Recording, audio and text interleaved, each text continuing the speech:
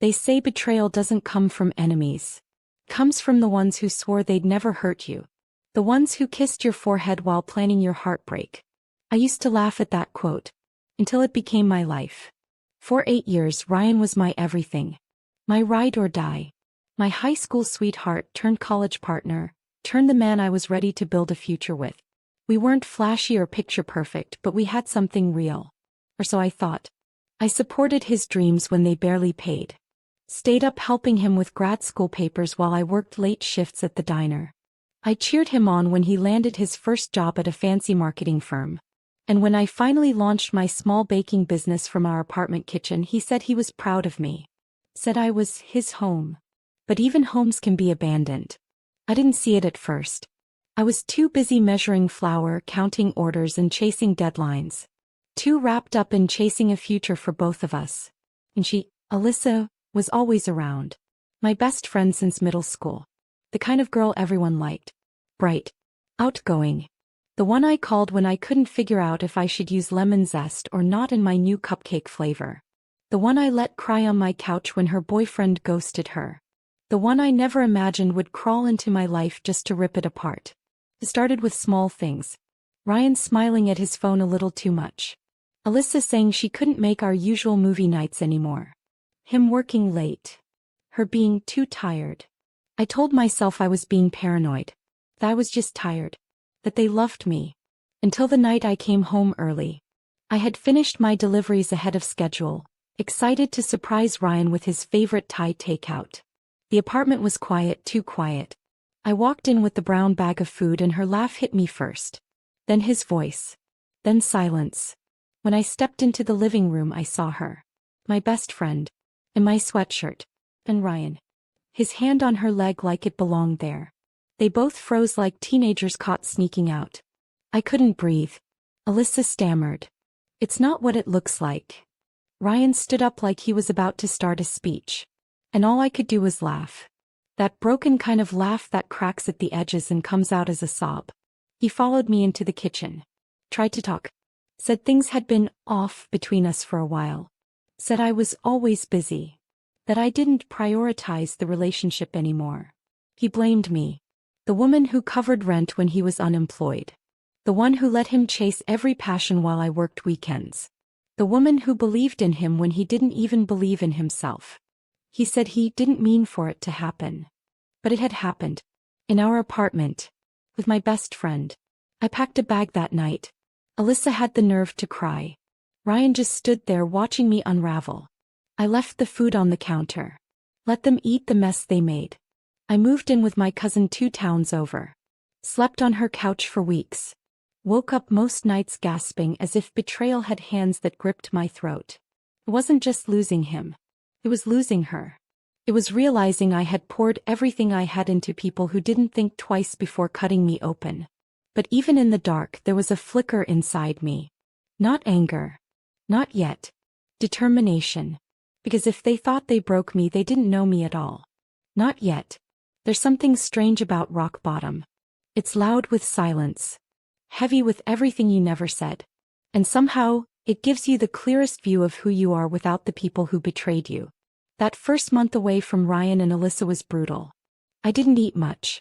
I cried when I saw their names on mutual friends' posts. I questioned every moment of the last 2 years. Every dinner. Every lie disguised as a smile.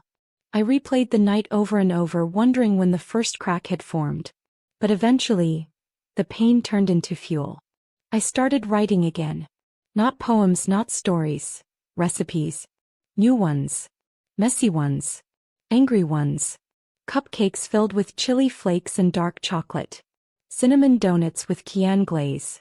Bitterness never tasted so beautiful. My cousin Mia, God bless her, was the first to notice. You're baking again, she said one morning. I shrugged like it didn't matter, but it did. It mattered so much. Mia helped me set up a new Instagram for my business. I couldn't use the old one, Ryan had built it. Had access to it. Had probably deleted me from everything by now. But this new page? It was mine. Raw. Unfiltered. I named it Risen After Ruin. Orders started trickling in. First from Mia's friends, then from strangers. People started tagging me, sharing my spicy desserts with captions like, "Revenge never tasted so sweet." It made me smile. For the first time in weeks, I smiled without guilt. Then one day I saw them. Ryan and Alyssa. On my Explore page. An engagement photo. They looked so smug. So proud. Like their story didn't start with betrayal. The caption read, "Sometimes love surprises you." With the hashtag Mentobe.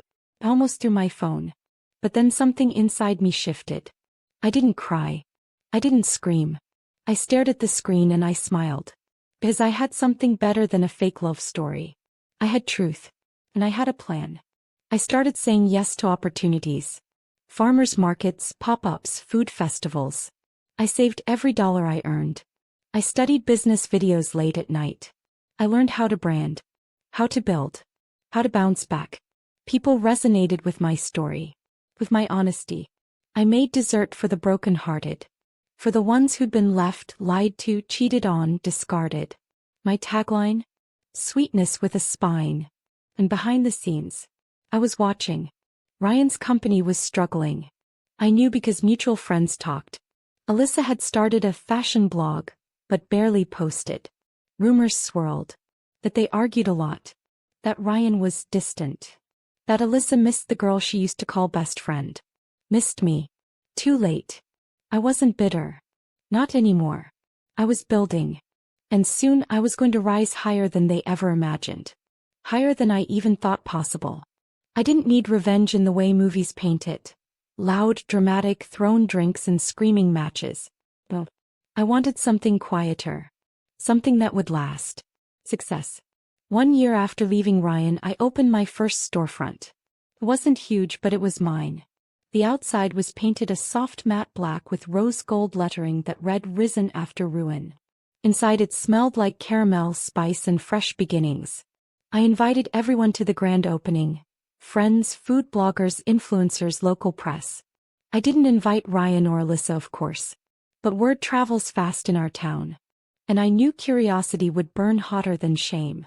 I wasn't wrong. The day of the opening, the line stretched around the block. People wanted to see the girl who turned heartbreak into a brand. The girl who baked revenge into every bite. I was restocking cookies behind the counter when I saw them. Ryan and Alyssa. Hand in hand. She wore white, how ironic, and he looked tired. Like life had stopped handing him trophies once I stepped away. He had the audacity to smile at me. Like we were old friends. Like I didn't still remember the way his voice cracked when he lied to my face. "Wow," he said, looking around. "This is amazing."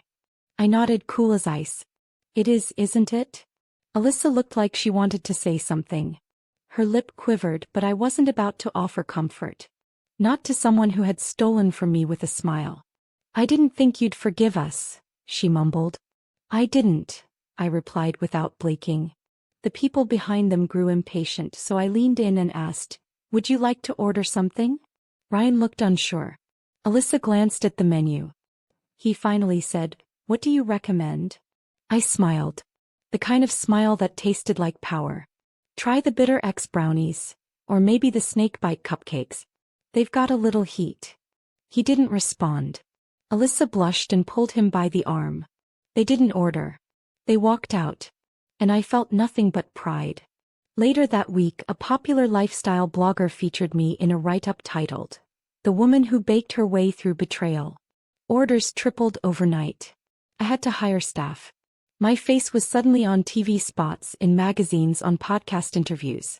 Everywhere I looked, I saw the girl I used to be, and the woman I'd become. But my story wasn't just about revenge. It was about resilience. And every person who walked into my shop, I saw a piece of myself in them. Some betrayed. Some healing. Some just looking for something sweet to believe in again. And I gave it to them. One order at a time. It was a Thursday afternoon when the email came in. Subject line: Keynote Invitation to Women in Business Summit. I stared at it for a long time, thinking it had to be a mistake. But it wasn't. They wanted me, to speak at a major event celebrating women who had turned adversity into achievement. The event was going to be covered by local and national outlets. It wasn't just a speaking gig. It was visibility, the kind that turns small businesses into national names. I sat in my office, hands trembling, rereading the email 5 times. It felt surreal. I called Mia, practically shouting, "They want me to speak." She squealed so loud I had to pull the phone away from my ear. "Girl, this is it. This is your moment." And it was. I spent the next few weeks preparing, carefully crafting my story, not just about betrayal but about transformation. I wanted to tell it honestly, without bitterness, without vengeance. Just truth. When the night of the summit came, I wore a black velvet dress with a low back and crimson heels. My curls were pinned to the side. I looked like a woman who knew exactly who she was. And I felt like her too. The room was packed. Women in suits, creators, leaders, artists, all of them buzzing with energy.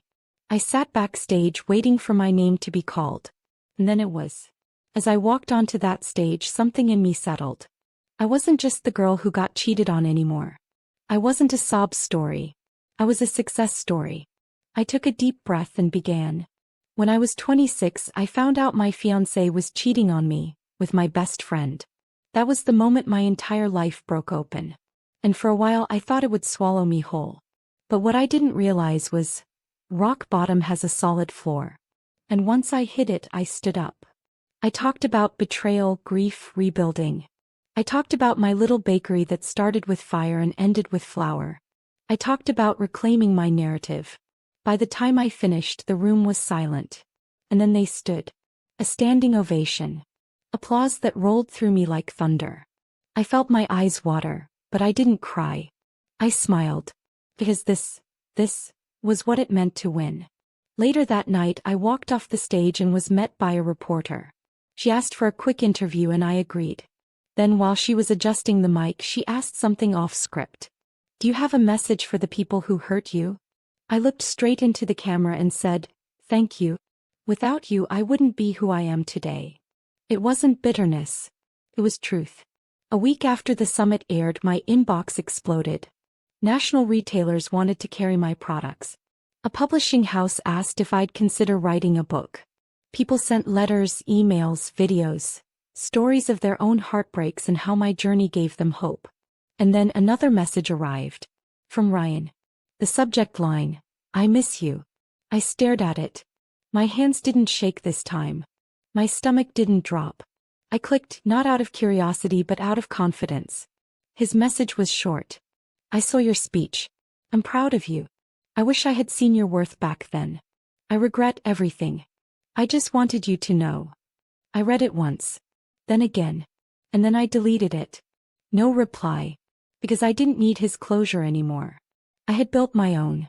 6 months later, I was standing behind the register of Risen After Ruin, watching a mother and her daughter laugh over cupcakes, when Mia rushed in holding her phone like it was radioactive. "You are not going to believe what I just saw," she said, practically breathless. I raised an eyebrow. "Does it have anything to do with Ryan?" She nodded, her eyes sparkling with the kind of drama only karma could deliver. "He's all over social media. Alyssa posted a video. Crying. Apparently he cheated. On her. With someone from his new job. Same pattern. Same lies." I leaned back against the counter and let the words settle. Not with satisfaction. But with a kind of eerie peace. Mia pushed the phone toward me. I hesitated, then watched the video. Alyssa sat in her car, mascara streaking down her face, shaking as she said, "I gave up everything for him. And he lied. He betrayed me." It was the same tone I had used once. That hollow ache of betrayal. But I didn't feel sorry for her. Not anymore. She had knowingly stepped on me to take what wasn't hers. And now she was tasting the bitterness she helped serve. "You okay?" Mia asked. I nodded. Better than okay. And I was. Because this was the part no one talks about. The moment when justice arrives quietly, wearing a familiar face. When you realize you don't have to scream or fight or claw your way to revenge.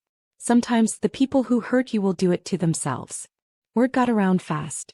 Ryan was fired shortly after the affair surfaced. His company had strict conduct rules, and this wasn't his first warning. Alyssa moved out of their apartment back to her parents. The same people who once smiled in my face and whispered behind my back now avoided me in grocery store aisles. I didn't gloat. I didn't post quotes or passive-aggressive stories online. I just kept showing up for myself. I expanded the bakery, hired more staff, launched a line of empowerment-themed desserts. Each name told a story: self-worth shortcake, let her go lemon bars, forgive me fudge. People lined up not just for sweets but for the message behind them. One day, I received an invitation in the mail. My 10-year high school reunion. I almost laughed out loud. I wasn't the girl who once sobbed in the back row of class after hearing rumors. I wasn't the girl who let love define her worth. I was something else now. So I went. Not to prove a point, but to remind myself how far I'd come. And wouldn't you know it? Ryan was there too. Alone. He saw me from across the room, eyes wide like he couldn't believe what he was seeing. I was wearing a red jumpsuit, confident and calm. He looked like a man aged by regret. He walked over slowly. You look amazing. I smiled, calm as the sea after a storm. Thanks. You've really built something incredible, he said. I have, I nodded. There was a pause. I'm sorry, he added. For everything. I looked him in the eyes and said, I know. But I'm not. He blinked, confused. You're not, what? Sorry. I'm not sorry it all happened. Because without it, I wouldn't be me. He didn't know what to say. I didn't need him to. I turned, said goodbye, and walked away from the boy who once broke me. And toward the woman I had become. Walking away from Ryan at the reunion wasn't just about closing a chapter. It was about sealing an entire book and placing it on a shelf where it could no longer haunt me. I didn't just outgrow him. I evolved beyond the version of myself that once begged for love, made excuses for betrayal, and settled for being someone's second choice. After the reunion, I sat alone on the balcony of my apartment, legs curled under me, the city lights flickering like stars that had found a way to shine even through the smog. I sipped tea and realized something I had waited years to feel. Peace. Not because karma had come full circle or because those who wronged me had crumbled, but because I had finally become the kind of woman who no longer needed closure, revenge, or validation. I was whole. And that was the real victory. I no longer flinched when someone mentioned Ryan's name. I didn't wonder what he was doing or if he missed me. I didn't stalk social media or replay our last fights in my head. I had grieved, healed, grown, and moved on. One afternoon, I hosted a small event at the bakery. A betrayal to bravery celebration for women who had turned heartbreak into something powerful. Survivors. Entrepreneurs. Mothers. Fighters. Women who, like me, had lost something once and rebuilt it from the ashes. They told stories, laughed, cried. And in every woman's eyes, I saw a reflection of who I used to be, and who I'd fought like hell to become. A little girl came up to me at the end. She was no older than 8, holding her mom's hand. She looked up at me and said, "You're the lady who makes cupcakes that make people feel better." I smiled. That's me. She handed me a drawing, a cupcake with a crown on it, and skipped away. And just like that, I knew. It had all been worth it. Every tear, every betrayal, every lonely night. Because it led me here. To this version of myself I never would have met if he hadn't broken me. I wasn't the victim anymore. I was the victory. If you've ever been hurt by someone you trusted, if you've been underestimated, betrayed, or told you were nothing, I want you to know this. You are not the pain they gave you. You are not the lie they made you believe. And you are not the version of yourself they tried to leave behind. You are power. You are resilience. You are everything they said you couldn't be.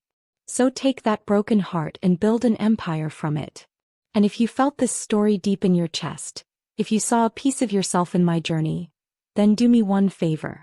Like this video, share it with someone who needs it, leave a comment to tell your story, and subscribe for more stories that prove pain doesn't get the final word. You do.